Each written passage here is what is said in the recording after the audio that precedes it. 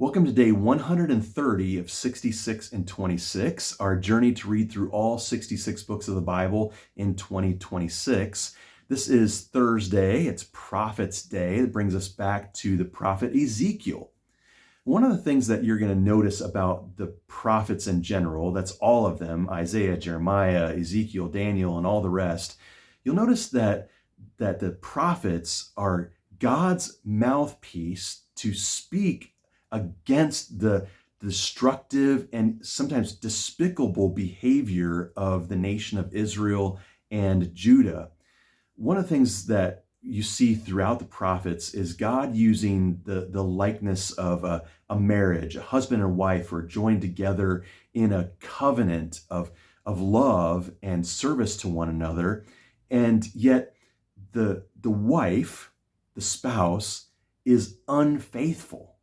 And you see this throughout the prophets, calling out Israel as an unfaithful spouse, but not in the sense where husband and wife are equals, but in the sense that God is superior and he's chosen his beloved. He's called Israel to be his very own, his special nation, to bring the message of God's love and grace and provision to all the world. So Israel's supposed to be that representative for God to all the world, and yet Israel fails again and again because of their unfaithfulness. They chase after other quote-unquote gods, which really are no gods at all, but gods of humans' own making, trusting in things that we make and things that we can control because we don't ultimately want to submit ourselves to the authority of God. And so God calls out that behavior through the prophets. We see that, we've seen it already through Jeremiah, through Isaiah, and now in Ezekiel. And Ezekiel in the chapters that we're looking at today is quite harsh in saying that the people of Israel and Judah are going to suffer because of this unfaithfulness. And if they don't die by the sword, by those enemies who are coming in to attack, they'll die by disease and famine, because God, in essence, is removing his blessing. If God is always pouring out his blessing upon humanity, even those who don't acknowledge him receive God's blessing. But if God removes his blessing and God removes his provision, then by definition, automatically, then we're plunged into suffering and shortage, scarcity of resources. And that's what's going to happen with Israel and Judah. They're going to suffer the fact that God is going to pull his blessing away from them because of their unfaithfulness. And so Ezekiel calls that out. And it'll get so bad when the city of Jerusalem falls to the Babylonians that it'll get so bad that there will be cannibalism practiced in the city. Because the siege of the Babylonians, and there's no food and no water, then it says that fathers will devour their children and children their fathers. It'll be a devastating and destructive time for Jerusalem.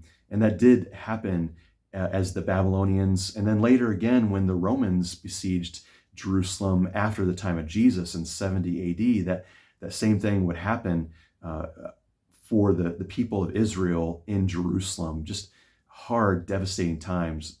Ezekiel is not prescribing that as what should happen, but describing what he sees happening in the future, that God allows him to see the destructiveness that happens as a result of the people's rebellion against God. And one of the other things you'll notice about Ezekiel specifically is that throughout the prophecy of Ezekiel, God calls on the prophet to enact in small form what God is going to do for the whole nation. One example in the reading that we have today is that Ezekiel is told by the Lord to make a small model of Jerusalem and then to besiege that model, almost as if to say, just as Ezekiel, you're going to besiege this model, so the Lord is going to bring the Babylonians to besiege this city.